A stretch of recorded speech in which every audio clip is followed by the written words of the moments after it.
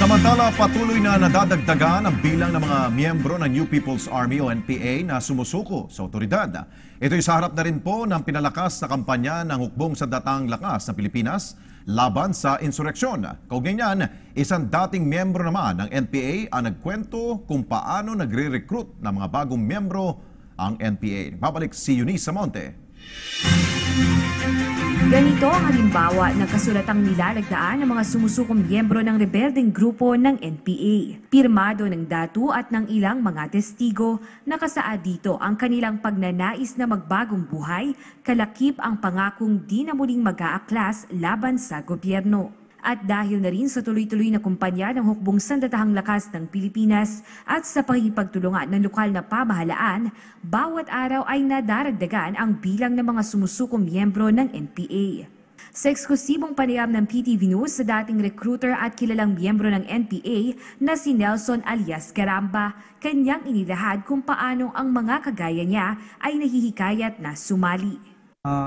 Ang istorya nila katong dati pag recruit nila sa ako, mas may pa sabay na lang ka sa paglihok kay makahatag pa kag pagtabang sa katawhan o makatabang ka sa mga igsuon nimong lumay nga mo organize sa ilaha. Mao na yang ilang ginapakuan sa ako. Simula Pebrero 2 hanggang kasalukuyan, umabot na sa 73 ang bilang ng mga sumusuko miyembro ng NPA. Patunay ng tagumpay sa pagsusulong ng kapayapaan sa buong bansa, lalo na sa parteng Mindanao kung saan nagmumula ang karamihan ng NPA.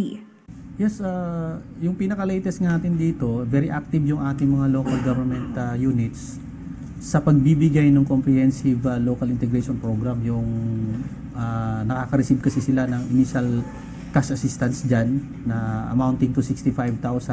Yung pinaka-latest natin dito sa bahagi ng Compostela Valley Province, wherein 35 ng mga former rebels yung nabigyan ng amounting to almost 2 million na cash assistance. And separate from that, among the 35, merong mga nagdala ng mga firearms.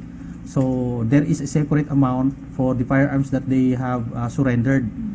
Pangako ng edukasyon, trabaho at magandang buhay ang ilan sa mga dahilan kung bakit mas pinipili at nahihikayat ang ilan sa ating mga kababayang lumad na sumapi sa rebeldeng grupo ng NPA.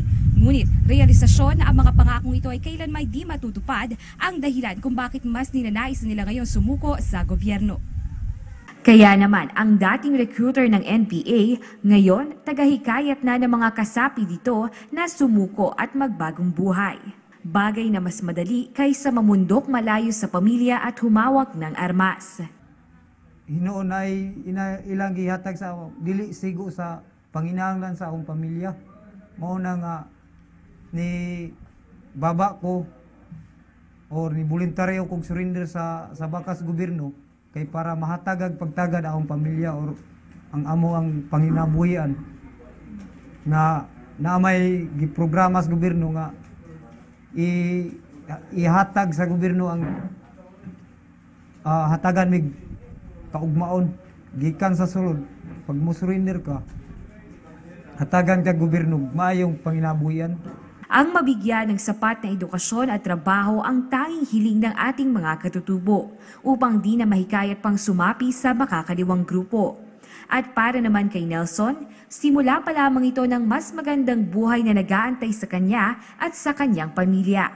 Buhay na malayo sa dahas at karahasang dulot ng pagsapi sa rebeldeng grupo ng NPA. Mula dito sa Sitio Talaingod, Davao del Norte, para sa PTV News, Eunice Samonte.